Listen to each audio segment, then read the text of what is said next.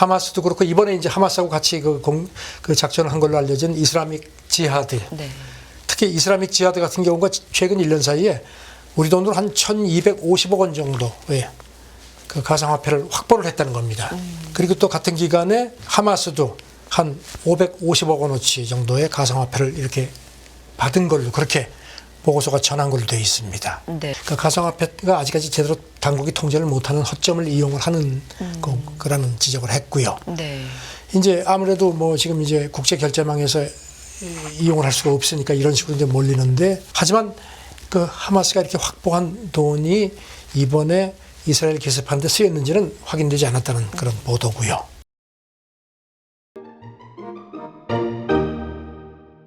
네, 선재규 선임 기자 함께하겠습니다. 기자님 어서 오세요. 네, 안녕하세요. 네, 아무래도 이스라엘, 팔레스타인 소식부터 알아봐야 되겠죠. 업데이트된 소식 어떤 게 있을까요?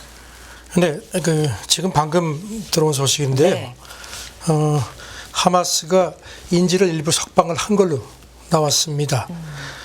알자지라가 영상까지 해서 전했고 AFP가 일보를 냈고 조금 전에 이제 러시아 스푸트니크 통신도 확인을 했는데요. 네.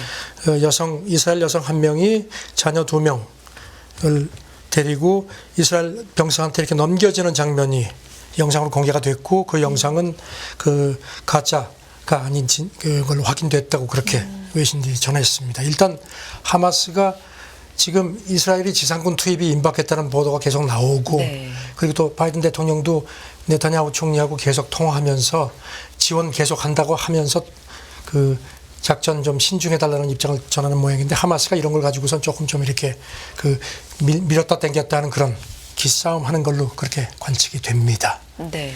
지금 뭐 그거 말고 지금 또 이제 그 관심들이 지금 우크라이나 전쟁도 계속되고 있는데요. 그렇죠. 그래서 미국이 이른바 2개의 전선에 이거를 계속 지탱할 수 있겠냐는 그런 그 우려들도 제시가 되니까, 오스틴 국방장관이 오늘 새벽에 브뤼셀에서 그 나토 국방장관 회의가 있었는데요. 거기서 충분히 가능하다 뭐 이런 얘기를 하면서, 그러면서도 계속 그 지상군 투입에 대한 어떤 견제성 반응을 계속 내놨습니다. 바이든도 그렇고 오스틴 국방장관도 그렇고 이스라엘의 자유권은 인정한다.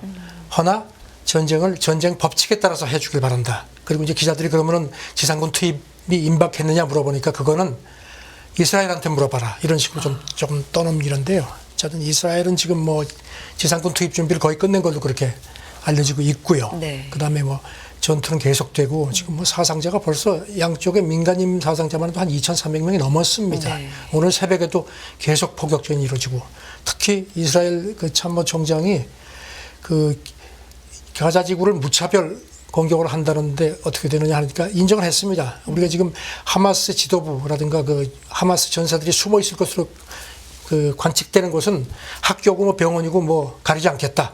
이런 식으로 해서 지금 아주 강하게 밀어붙이겠다는 입장인데, 지금 바이든 대통령이 상당히 좀 난처한 상황으로 보입니다. 네.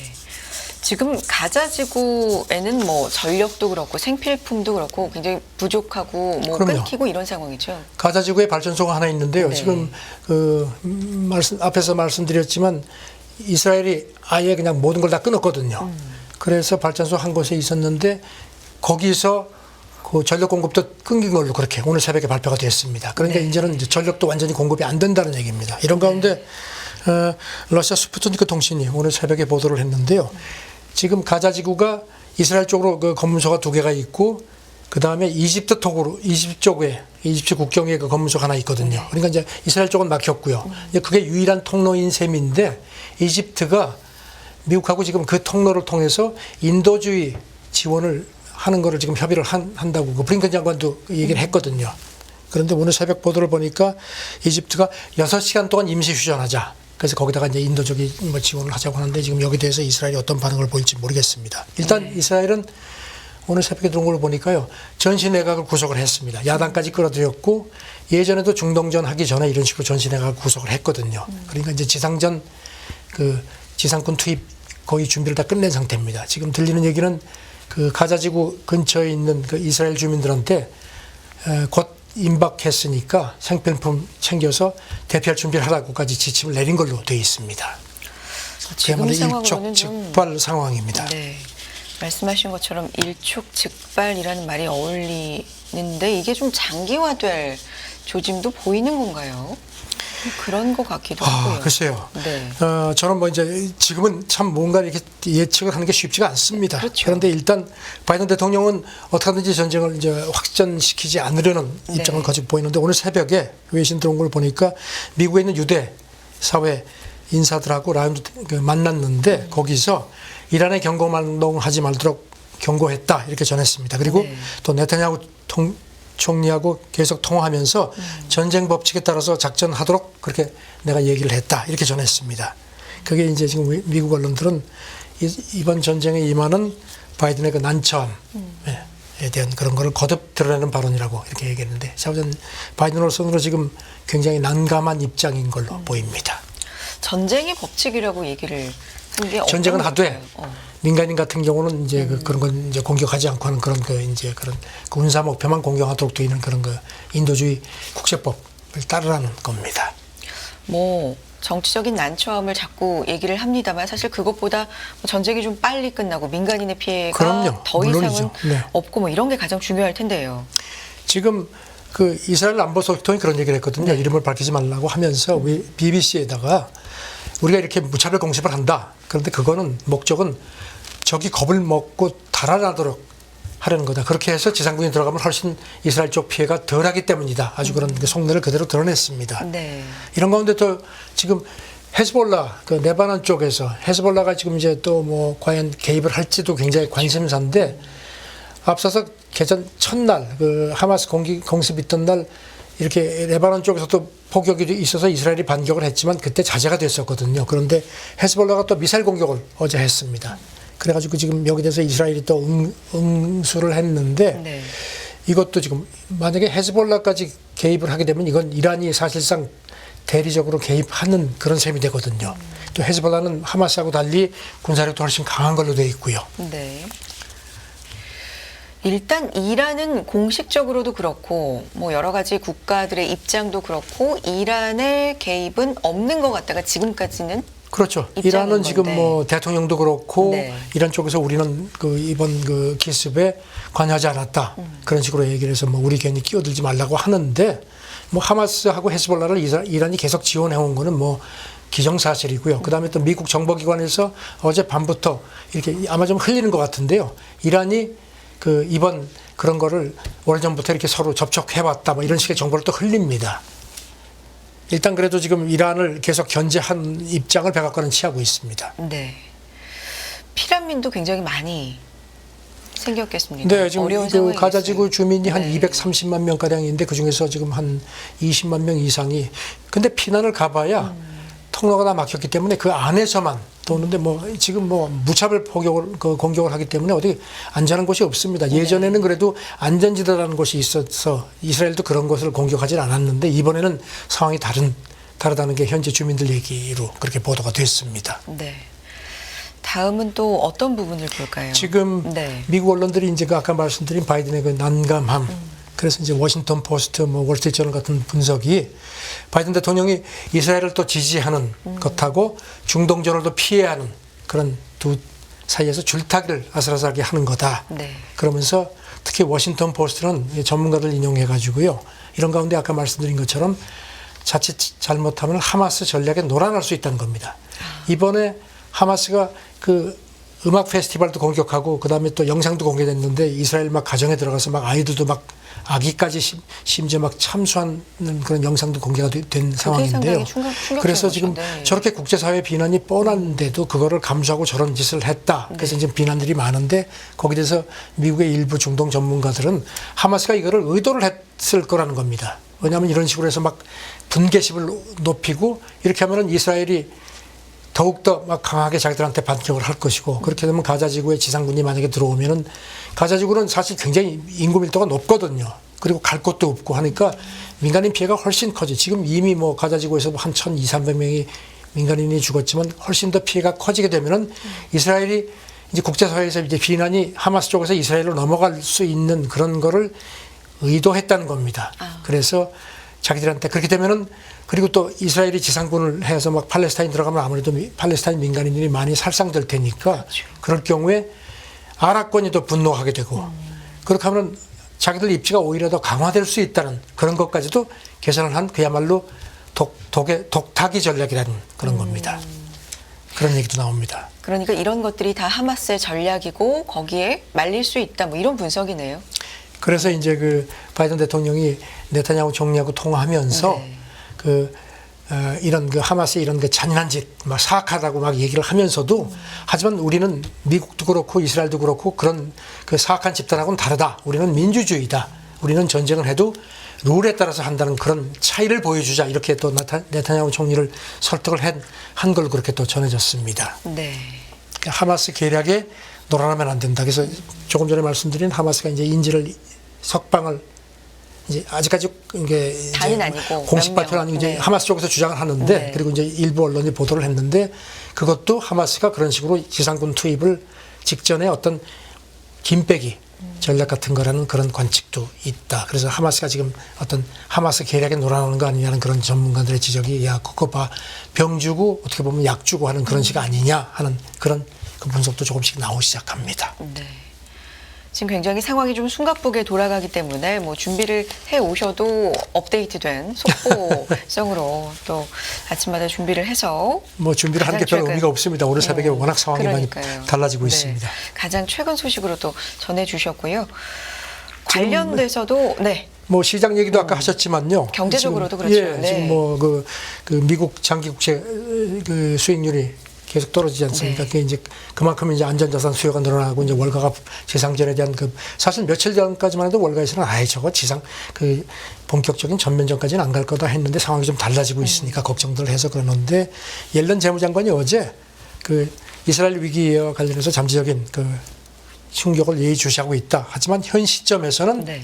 이게 미국 경제에 이렇다 할 충격을 주지 않고 있다고 얘기를 하는데 지금 일단 뭐 오늘 뉴욕 증시도 오늘 새벽에 올라갔는데 물론 이건 이제 다른 요소지만요. 맞습니다. 자, 어전 월가도 지금 설마 하는데 잘못하면 설마가 진짜 현실이 될 수도 있는 그런 아직까지는 속단이 쉽지 않은 그런 상황입니다. 네. 제닛 옐런 장관도 지금까지는 충격을 주지 않고 있지만 네. 어쨌든 그래도 경제에 미칠 영향을 주시하고 있다. 좀 원론적인 얘기를 그렇죠. 한것 원론적인 같네요. 얘기를 할 네. 수밖에 없을 겁니다. 네. 지금은. 자, 이 얘기가 또 있습니다. 가상화폐로 하마스가 글쎄요. 자금 조달한 정황이 있다. 그럴 거다 하는 생각도 했는데요. 네. 월스트리트저널 그저께 보도인데요. 하마스도 그렇고 이번에 이제 하마스하고 같이 그 작전을 한 걸로 알려진 이슬라믹 지하드. 네. 특히 이슬라믹 지하드 같은 경우가 최근 1년 사이에 가상화폐, 특히 비트코인 같은 거를 통해 가지고선 이 관련 보고서를 인용을 했는데요. 지난 6월까지 한 1년 사이에 우리 돈으로 한 1,250억 원 정도의 그 가상화폐를 확보를 했다는 겁니다. 그리고 또 같은 기간에 그 하마스도 한 550억 원어치 정도의 가상화폐를 이렇게 받은 걸로 그렇게 보고서가 전한 걸로 되어 있습니다. 네. 이게 미국 재무부 보고서에도 언급이 됐었나 봅니다. 네. 미국 재무부가 작년에 보고서를 낸 게 있는데요. 알카에다하고 이제 이슬람, 그러니까 IS 같은 중동 테러 단체들이 가상화폐로 모금을 한 걸 그렇게 그때도 얘기를 했었는데요.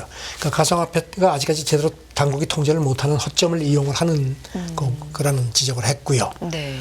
이제 아무래도 뭐 지금 이제 국제 결제망에서 이용을 할 수가 없으니까 이런 식으로 이제 몰리는데 하지만 그 하마스가 이렇게 확보한 돈이 이번에 이스라엘 기습하는 데 쓰였는지는 확인되지 않았다는 그런 보도고요. 네. 아무래도 가상화폐 여러 가지 특성이 있기 때문에 네. 뭐 이런 점들을 좀 지금 활용한 그 게 아닌가. 가상화폐 그 흐름 추적하는 네. 그 기관 관계자 얘기는요. 가상화폐를 이용하는 게 현금을 들고 이집트 국경을 몰래 넘어가는 것보다 더 쉽다는 겁니다. 그리고 그래서 이제 그 가상화폐로 그렇지만 또 이게 또 그 추적도 쉽다는 겁니다. 네. 가상화폐가 이게 블록체인으로 되어 있기 때문에 전부 추적이 되기 때문에 그래서 하마스 군사 조직의 알카삼 이제 여기가 오늘 새벽에 인질을 석방한 걸로 되어 있거든요.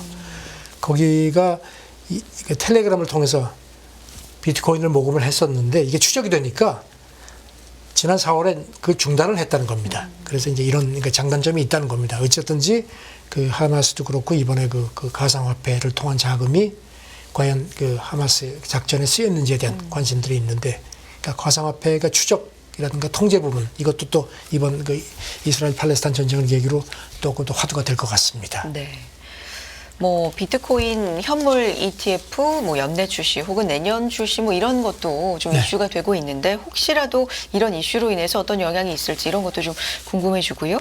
다음 얘기 좀 해보겠습니다. 석유 시장 대응 논의 러시아와 사우디 얘기네요. 그 노박 러시아 부총리 이 사람이 이제 에너지 부분을 총괄하죠. 그리고 네. 이제 그 사우디 에너지 장관이 어제 모스크바에서 만났습니다. 모스크바에서 무슨 그 에너지 관련 회동이 있었는데 그 따로 만났습니다. 네. 그래가지고 이제 여러 가지 얘기를 했는데 크렘린궁 대변인 얘기는 세계 석유 시장 상황이라든가 이번 그 이스라엘 팔레스타인 분쟁 같은 문제도 얘기를 했다. 그러니까 이제 지금 아시다시피 오펙 플러스를 이제 주도하는데 이제 사실 지금 월가가 주목하는 것 중에 하나가 유가 동향이거든요. 그렇죠. 그러니까 이제 러시아는 어떻게 보면 지금 입지가 좀 넓어진 셈입니다. 우크라이나 전쟁으로 몰리다가 지금 뭐 크렘린궁 대변인은 또 이번 사태에서 우리는 어느 편도 들지 않고 계속 대화한다. 중재하고 뭐 휴전해야 된다. 이런 식으로 해가지고 좀 미국을 좀 난처하게 하는 입장이거든요. 지금 아시다시피 사우디하고 러시아는 올 연말까지 오펙 플러스가 이미 이제 감산 기조를 유지를 하고 있는데 거기다가 추가해서 한 하루 130만 배럴 정도 네. 이제 수출하고 산유량을 그러니까 수출을 자발적으로 감산한 거를 연장했거든요. 이런 상태인데 일단 유가를 조금 좀 주춤하고 있죠. 이런데 지금 이게 확전이 되면 상황이 달라지죠. 자, 러시아 쪽에서는 계속 균형 잡힌 접근이 필요하다는 얘기를 계속합니다. 네. 그렇죠. 이 사실 이스라엘과 팔레스타인 하마스의 전쟁 얘기가 불거질 때부터 사실 경제 쪽에서는 가장 핵심이 유가였습니다. 그렇죠. 네. 저전 푸틴이 조금 입지가 조금 나아지는 것 같은, 그래서 뭐 표현이 그렇지만요. 바이든이 지금 뭔가 좀 훨씬 더 어깨가 무거워졌습니다. 네. 저희 유튜브 채팅창에서도 주식하면서 이렇게 두 번의 전쟁을 본다, 뭐 이렇게 씁쓸한 얘기도 좀 남겨주셨는데, 그렇죠. 지금 우크라이나 전쟁도 진행 중인 거기 때문에. 진행 중이죠. 그러니까요. 젤렌스키가 지금 아주 그냥 몸이 네. 달았습니다. 젤렌스키 대통령 어제 얘기 좀 해볼까요? 네. 그 브뤼셀에 있는 나토 본부를 전격적으로 방문했습니다. 지금 이렇게 나토 본부에 온 게 전쟁 나고 처음입니다. 네. 이제 거기서 그 우크라이나 방위 그룹이라는 그 나토 국방장관 회의가 오늘 열리는데 거기 참석을 했습니다. 네. 그리고 와가지고선 그러니까 그겁니다. 우리 전쟁하고 있습니다. 잊지 마십시오입니다. 그리고 추가 전표를 하고 이제 동절기에 또 푸틴이 특히 러시아 그러니까 이제 우크라이나 그 에너지 인프라를 또 공격할 거다. 네. 도와달라. 그 방공망 도와달라는 얘기도 했고요. 여기 대해서 뭐 지금 오스틴 미국 국방장관도 그렇고 나토 사무총장도 당신들 혼자가 아니라는 얘기를 하고 계속 지원한다고 하고, 또 미국도 2억 달러 우리 돈으로 한 2,700억 원어치의 그 추가 군사 패키지를 공개를 했습니다. 그러면서 오스틴 장관이 시간이 얼마든지 걸려도 우리는 전쟁이 끝날 때까지 당신들을 지원한다고 하는데 두 개의 전쟁을 하는 게 쉽지가 않습니다. 그렇죠. 쉽지가 않습니다. 그래서 젤렌스키 대통령도 우리도 전쟁을 아직 하고 있다, 잊지 말아달라, 뭐 이런 의도도 좀 사실 있는 것 정상회의도 같네요. 아니고 국방장관 회의에 직접 네. 참석을 했거든요. 몸이 조마조마한 겁니다 지금. 자, 대만 얘기를 좀 해보겠습니다. 뭐 중국에 전쟁을 틈타서 제3전선을 만들지 말라, 뭐 이런 얘기 어떤 얘기죠? 프랑스에 있는 타이베이 대표부 네. 대표처 대표 이게 이제 사실상 주불 그 대사인 셈이죠. 이 사람은 이제 대만 외교 차관 또한 아주 대만 외교 그 라인의 핵심 인물인데 이 사람이 얼마 전 그 프랑스 TV에 나와서 중국 오판하지 마라. 지금 미국이 막 이렇게 막 전쟁에 휩쓸려 있으니까 이쪽 대만 해협에 뭐 신경 못 쓰겠구나 해가지고선 뭐 거기서 무슨 장난질 제3의 전선을 할 생각 꿈에도 꾸지 마라. 그러니까 이제 걱정이 된다는 얘기입니다. 네. 그러면서 미국이 뭐 이렇게 군사적인 여력이 없기 때문에 대만 해협에서 뭔가 좀 더 중국이 뭔가 이 기회에 뭔가 좀 어떤 자기들의 여지를 넓히려고 한다는 건 오판이다 하는데 이게 이제 그러지 말라는 얘기인데 사실 그럴 가능성이 크다는 얘기죠. 뒤집어 보면요. 그러면서 이 사람 얘기가 네.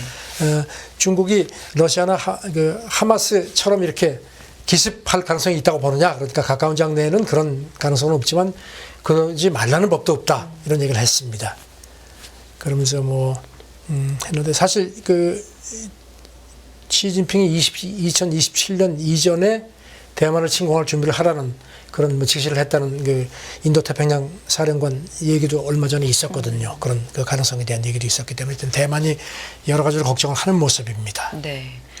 앞서서도 말씀드린 것처럼 지금 두 개의 전쟁이 동시에 진행 중이기 때문에 네. 이 틈을 타서 뭐 중국이 제3의 전선을 구축하지 말라 이런 얘기를 그렇죠. 그래서 했는데 지금 그 이면에는 걱정이 좀 있는 거고요. 그런 가운데 대만 언론 보도를 보니까요. 네. 대만이 지금 중국이 또 그냥 여러 가지 치고 들어올 가능성을 그 걱정이 많은 모양입니다. 그래서 지금 대만 그 타이퉁이라는 곳 동쪽에 그쪽에 그 미사일 기지가 없다고 합니다. 그래서 거기다가 지금 그 특히 함정 그 공격할 수 있는 미사일 기지를 만드는 계획을 세우고 있다고 합니다. 그리고 또 네. 남부 쪽에서도 그 기지를 신설하는 것도 지금 추진을 한다고 하고요. 그리고 또 대만 국방부가 그 자기네 그 미사일 양산 포함 그다음에 미국 그 미제 그 하푼 해안 방어 시스템 구매에 우리 돈으로 합쳐서 한 7조 원 정도를 지금 예산을 편성을 한 걸로 그렇게 알려져 있습니다. 네. 그리고 이제 대만이 걱정하는 것 중에 하나가요. 이스라엘이 자랑하는 그 아이언 돔. 이 아이언돔. 네. 이게 뭐 철통 같다고 그랬는데 이번에 보니까 막 속수무책으로 쏠렸거든요. 그러게요. 대만도 지금 이른바 고스톱치 전략이라는 걸 추진을 해서 이 아이언돔을 그대로 벤치마킹 해가지고서 이거를 하면서 그동안에 우리가 이스라엘 다음으로 그야말로 철저한 방어를 하고 있다고 자랑을 했는데 이번에 이게 뻥 뚫리니까 대만이 이것 때문에 이게 이제 또 고심이 많다는 겁니다. 알겠습니다. 다음 얘기는 뭐 좀 다른 얘기인데요. 미국의 대선 얘기인데 케네디 주니어 돌풍입니까? 돌풍이라는 단어까지 이 사람이 쓸 민주당으로 정도예요. 출마했다가 네. 그 무소속으로 전환한다는 얘기를 얼마 전에 그런 그렇죠. 그 시사를 했는데 네. 무소속으로 출마를 해서 갈아탔습니다. 네. 그리고 나서 무소속 출마를 선언한 지 6시간 만에 돈이 얼마가 모였냐면 $1,100만, 148억 원 정도가 모였습니다. 이 사람이 이 슈퍼팩, 미국은 이제 정치자금 기부단체가 합법적으로 돼 있죠. 네. 이거를 작년에 만들고 그동안에 그 모은 돈보다 훨씬 더 많습니다. 그 6시간 만에 우리 돈 우리 돈으로 한 150억 원 정도가 모였습니다. 그러니까 이제 이쪽에서 신이 났습니다. 봐라. 변화에 대한 열망이다. 뭐 흑인, 백인, 시골 도시, 뭐 청년, 노년, 뭐 좌우 가릴 것 없이 이제 바이든, 트럼프 지긋지긋하다. 이제 이쪽 주장입니다. 네. 그러면서 이제 그 슈퍼팩 공동 책임자 얘기가 일론 머스크하고도 접촉할 계획이다.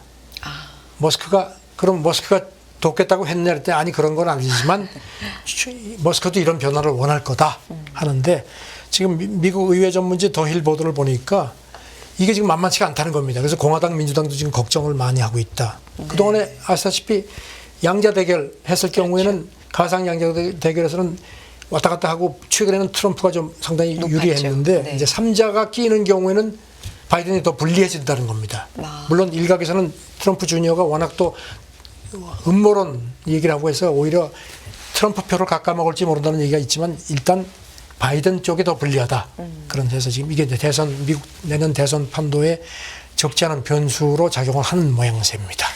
케네디 주니어의 돌풍 이게 또 내년 미국 대선에는 어떤 영향을 미칠 수 있을지까지. 전 세상이 뭐 네. 엄청나게 시끄럽습니다.